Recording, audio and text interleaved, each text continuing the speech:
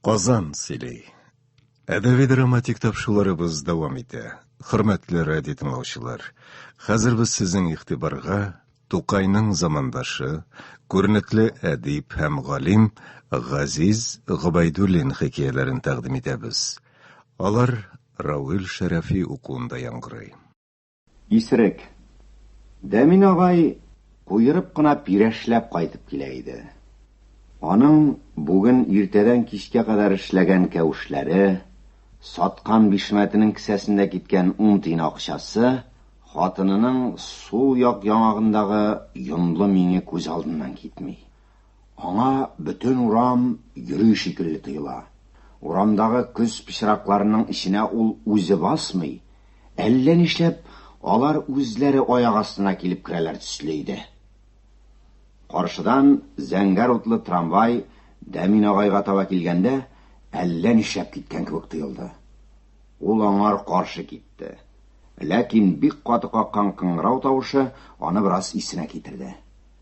Яңадан бу төнне чәстә кунмас өчен ачуланса да, шул йонлы минле яңаклы хатыны янында ятыр өчен юлга чыкты.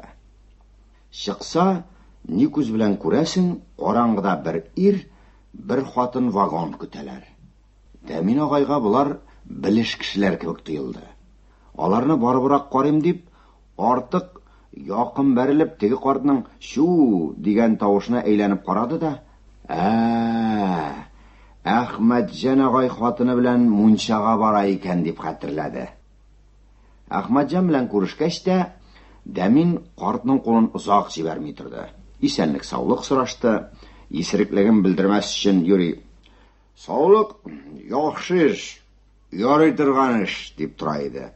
Ахырдан сүз башлап, "Менә Әхмәтҗан абзый, яный, кара, мин бик шат әле, бик шат Әхмәтҗан абзый. Мин менә бер ай инде ашадым, эчтем, менә хәзер иртә кайтам. Менә бүген хатынга да 40 тиен көмеш бирдем. Әгәр саткан бишмәт кисәсендә тагы 10 тиен китмәсә, менә 50 тиен. Шулай түгелме? Менә мин бик шат әле. Бу синең хәер дуаңдыр әле. Хәер дуа кыл Әхмәтҗан абзый. Мин бу иҗүдән бик туйдым инде. Менә валлаһи ташлар иде, билләй. Бик бер файда да юк. Юк. Ташлавым, таулисың, ни хузур барсың? Тагырыша кирәк. Монда дусиш. Әнә мин әйтәм. Алыгыз минем бишмәтне. Юмарт бит мин Әхмәтҗан, юмарт. Алла тәүфик бирсен.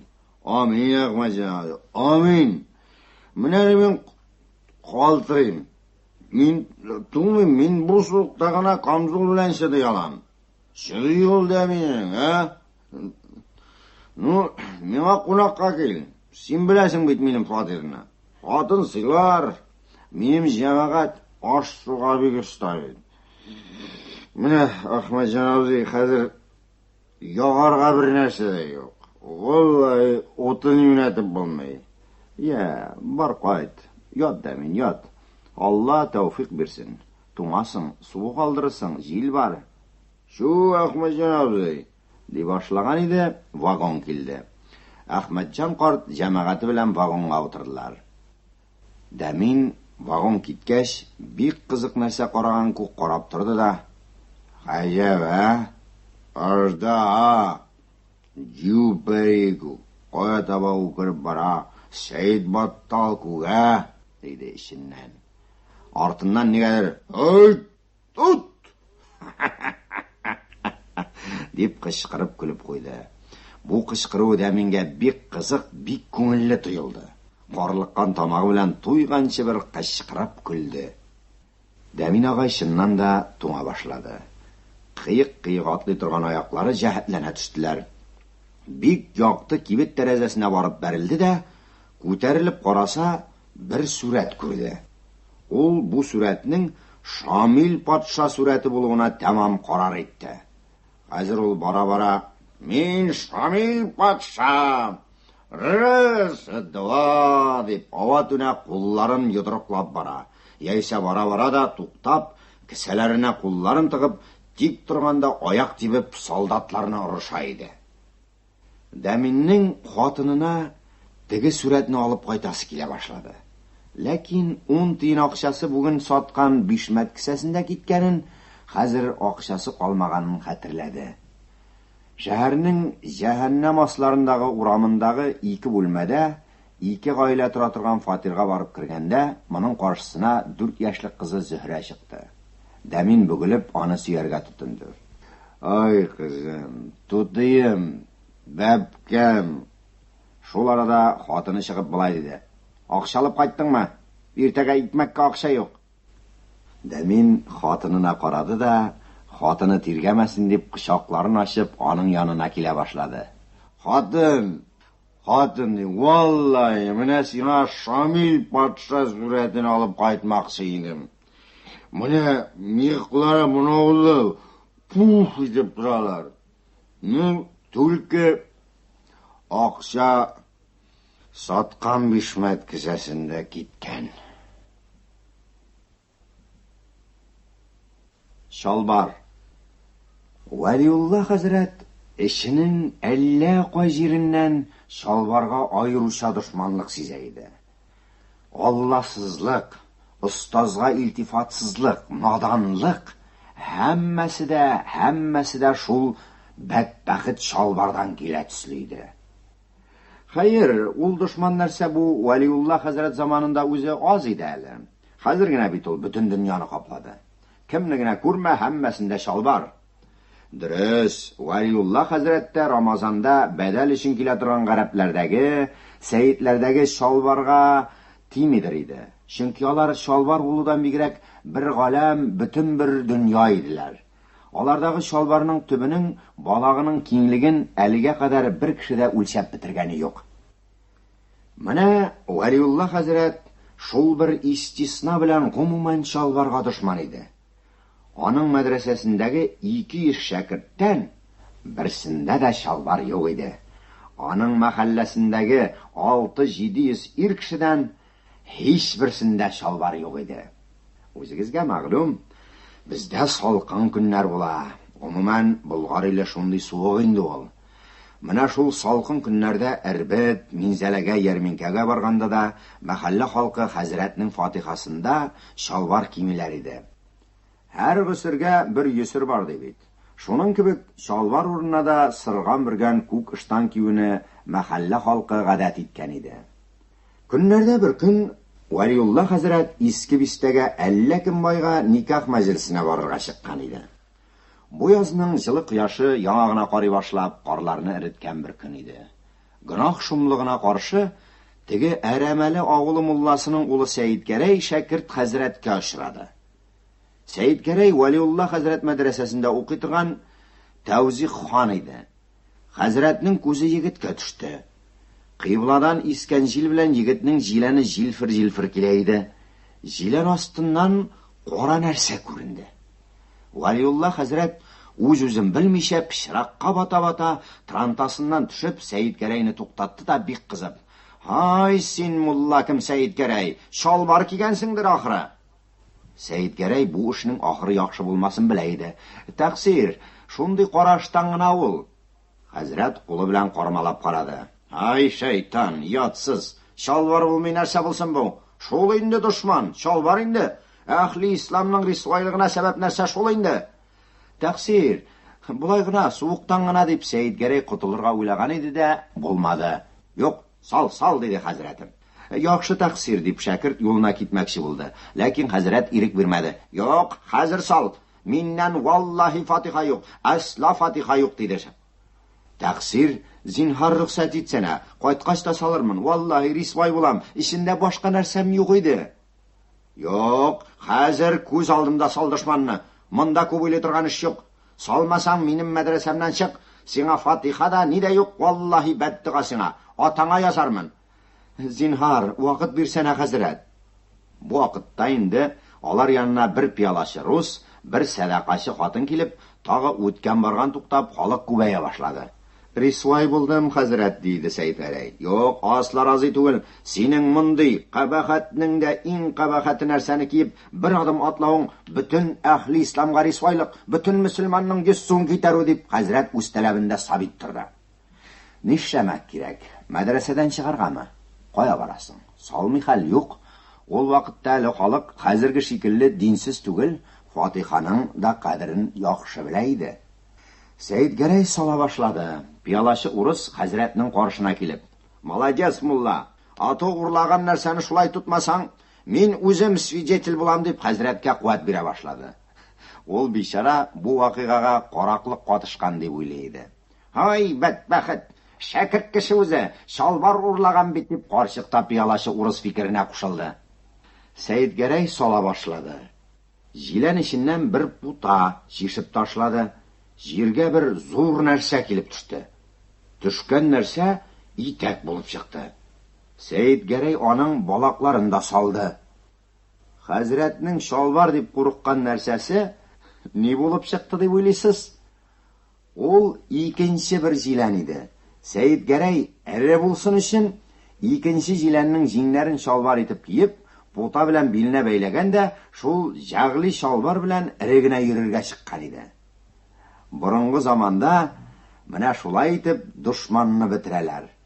Шәригатьтә тыелган эшләрдән кешене тыю кебек изге эшне җиренә җиткерәләр иде. Алмагачы чәчәк атканда. Идиллия. Менә көн дә саргайды. Менә кояш та әкрен-әкрен генә тауга үскән, яшелләнә башлаган урман артына поса башлады. Әнә күгәрченнәр дә кайттылар. Әнә тавыклар да тавышларын кистеләр. Казларның да бер каравылчысыннан башкасы яттылар, йокладылар бугай. Ситәннән үргән кыймалы бакча эчендә Галимҗан карт белән Хәмдибикә карчык ахшамнарын яшәреп килә торган кәз өстендә укыдылар да, сызгырып тора торган самавырлары катына утырдылар. Инде шәһәрдә бөтен тавыш киселгән. Инде якындагы завод трубасыннан чыга торган парның тавышы да туктаган иде. Әллә кайда, әллә кем бакчасыннанмы, әллә якындагы зияраттанмы бер матур сандугач авазы кулакларны ярып керә, күңелләрне дерелдәтә, дәртләрне уята, күкрәктәге иске яраларны сыйпый, рәхәтләндерә иде. Бу тавыш бигрәк тә Хәмдибикә карчыкка рәхәт бирә, иске рәхәтләрне искә төшерә, үткән гомер, аккан суларны хәтерләтә, картының матур ак сакалына, озын кашларына карата иде. Галимҗан картта да бу тавыш үзенә бер төрле тойгы уята. Үзенең авылда Хәмдине күрә алмый, көннәрчә, төннәрчә кайгырып йөргәнен, күрешкәндә ни сөйләргә белмәвен, дәфкатан төрле уйларга чумуын исенә төшерә. Инде никахланганга 40 елга чаклы вакыт үтсә дә, һаман да Хәмдибикәсе белән бергә торуына сөенә башлаган иде. Акрын гына җил исте. Чирәмгә җәйгән палас өстендә утыручыларның өсләренә югардан елмаеп карап, агарып, кызарып, мөлдерәп, бизәнеп-түзәнеп утырган карт алмагачы да үзенең таза, сулы исен шул җил белән бөтен бакчага чәчте. Хәмдибикә абыстай үзенең камчат бүреген төзәтте дә: "Карт, беләсеңме, хәтерлисеңме, бу агачны бергә утырткан идек бит без. Әле хәтереңдәме?" диде. Галимҗан карт: "Ай, гомер. Үтте ләбаса ул, әлхәмдулилла, биргәнеңә шөкер, яхшы үтте. Күркәм үтте гомеребез." Үләсе бар, карчык", диде. Карчык авыр сулап җибәрде. Аның күзе тегендә, зияратта кабарып, кичнең караңгылыгы белән каралып утырган каеннарга төште. Галимҗан карт бераз уйланып утырганның соңында: "Әле әлхәмдулилла дим, Хәмди, яхшы үткәрдек. Бер-беребезне рәнҗетмәдек тә бугай. Шулай бит? Мин югысам синнән риза. Кыл күктә, кем әйткәндәй, син миңа бер ачу итмәдең. Дөнья булгач, төрле эшләр булгандыр инде. Ир хакы бик авыр дигән. Син инде миңа рәнҗи күрмә, карт." "Ай, Хәмди, туктале.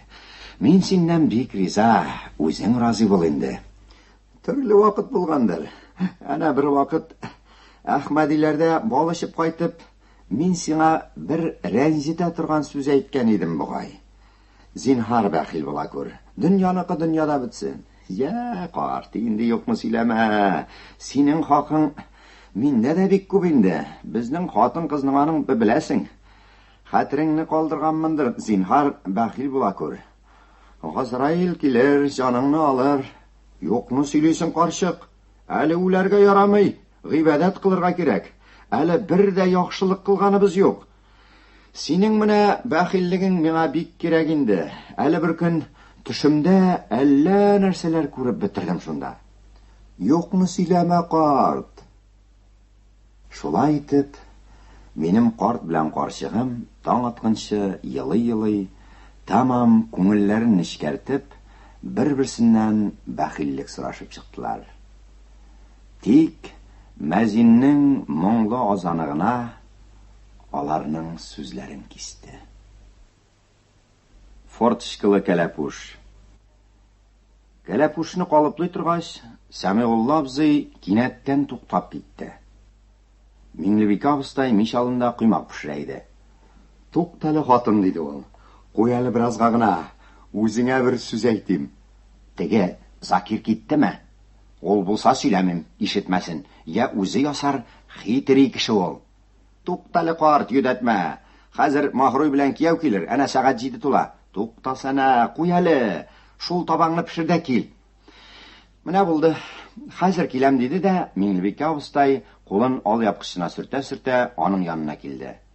Я, нәрсә әйтәсең? Сәмигулла абзый кулына калыплап бетергән кәләпүшне алды да, менә мин нәрсә уйлап чыгардым. Менә күрәсеңме?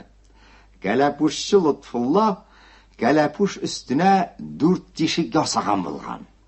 Мөселман духтырда мактаган ди. Хәзер башка һава кирип торыр, хәзер татарның башы авыртмас инде, һава йөреп торыр дип әйтә ди. Ә мин хәзер япун күк булдым инде. Тагын башка төрле әкәмәт чыгармакчы булам. Тизрәк булсана, булырсың менә әҗәтхана япун. Нишләмәкче буласың тагын дип, Миңлебикә абыстай иреннән сорап өлгермәде, Сәмигулла абзый сүзендә дәвам итте. Менә нәрсә эшлим. Күрәсең, әнә тәрәзәдә шалтыр-шалтыр итеп фурточка әйләнеп тора. Әнә шул кәләпүш тишегенә дә мин шундый фурточка ясамакчы булам. Кичкенә генә, шилтер-шилтер итеп, сандугач күк сайрап утыра торган фурточка. Калфакка да яса син аны, диде Миңлебикә абыстай. Безгә дә рәхәт булсын. Элек кәләпүшкә ясыйм. Аннан соң сезнең чыпчык башы күк битгать калфагыгызга да ясармын. Кая? Бир әле кайчы белән әнә бер көн кияүләргә алып кайткан пампаси тартмасын. Хәзер ясап карыйм. Аңар мин сабын салып куйдым. Юк эшкә бирдем. Хәзер бир. Кеше фурточкалы кәләпүш ясамакчы, милләтнең башы авыртуын бетермәкче була. Ә син шуны да табып бирмисең. Миңлебикә абыстай тартманы эзли башлады. Фу, куймак пешереп бетергә дә ирек юк. Сиңа калды фурточка эшләргә инде. Әҗәткана. Эзлә. Менә, гәзитләрдә мактый башласалар, син дә сөенерсең. Менә һәммә кеше миңа заказ бирә башлар. Ә минем игълан гәзитләрдә басылып чыгар. Мин кәләпүшче Сәмигулла әфәнде Гыйззатуллин табиблар кушканча мәшһүр, файдалы фурточкалы сайрый торган кәләпүш эшлим. Ихтирам белән Сәмигулла Гыйззатуллин дип яздырмын. Әйдә китсен безнең дан. Миңлебикә абыстай бер калай тартма табып китерде. Аны кеше ничек киеп йөрерсең, шыгырдап йөдәтер исең ул. Алай түгел ул хатын. Элек ул башның яман исе чыкканчы сайрый да, соңыннан баш истән тазаргач сайрамый ул. Менә безнең фурточкада һаман шыгырдамый бит. Әйдә яса. Мин куймакларымны пешереп битерим әле. Эй, син әйтәм. Кияү килгәч тагын син шапылдама. Ул үзе ясый башламасын. Юк, әстәгъфирулла. Сиңа сөенеш, миңа да сөенеш ич. Сәмигулла абзый тартманы кисә башлап, телен чыгарып эшләргә тотынды. Тукта әле. Мин моны болай гына калдырмыйм. Электрический куәте белән әнә теге кинодағы күк тиз әйләнә торганнарын ясыйм, дип уйлады ул эченнән. Сез Тукайның замандашы, күренекле әдип һәм галим Газиз Габайдуллин хикәяләрен тыңладыгыз. Алар Рауль Шәрәфи укуында яңгырады.